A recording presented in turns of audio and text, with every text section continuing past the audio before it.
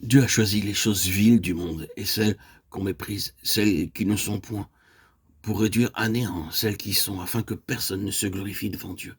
1 Corinthiens 1, 28 et 29. Dieu s'occupe de vous parce qu'il sait ce qu'il peut faire de vous. Il veut faire de vous son partenaire et son collaborateur pour l'éternité.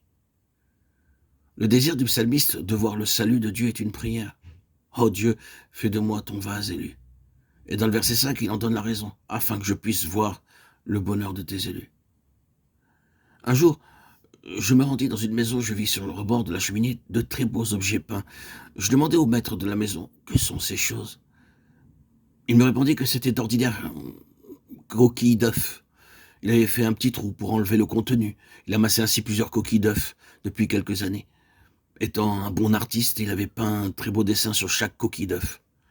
Cette coquille n'est rien pour vous, mais un artiste peut en faire quelque chose de beau.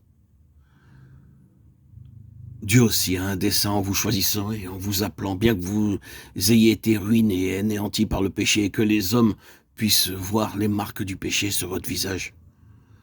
Dans la parole de Dieu, nous sommes comparés à des vêtements souillés, de l'herbe sèche, des fleurs fanées et des feuilles desséchées.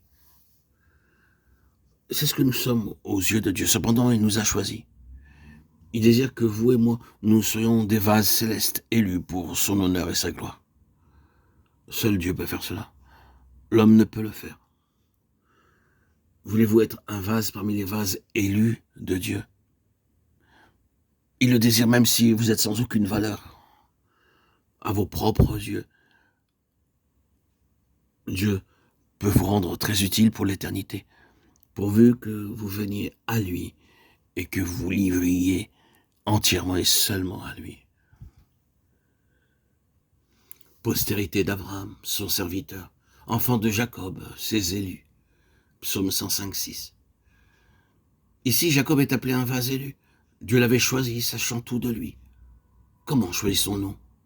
Puisque nous achetons pour nous-mêmes, nous choisissons soigneusement.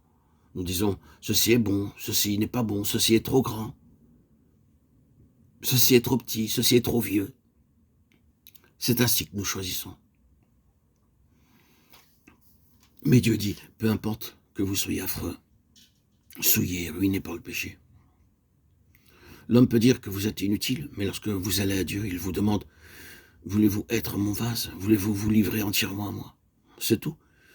Il sait comment vous lavez, vous purifiez, vous transformez, si vous vous livrez entre ses mains. Christ sait comment laver tout pécheur souillé et le transformer en quelqu'un de glorieux.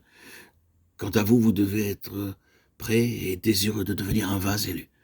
Dieu choisit Jacob et le transforma en un prince avec Dieu, Israël.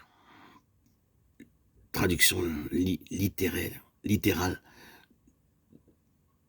qui est donnée à Jacob. Un prince avec Dieu. Bien que cela prit 20 ans pour qu'il en fût ainsi et qu'il puisse devenir le prince avec Dieu, le combattant de Dieu. Que penseriez-vous si, amenant vos vêtements à la blanchisserie, vous les retrouveriez 20 ans plus tard? Hélas, nous sommes bien plus souillés que nos vêtements et notre Seigneur continue à nous laver jusqu'à ce que nous devenions comme lui. Dieu ne sera pas satisfait jusqu'à ce que nous soyons conformés à l'image de son Fils. Voulez-vous être son vase élu?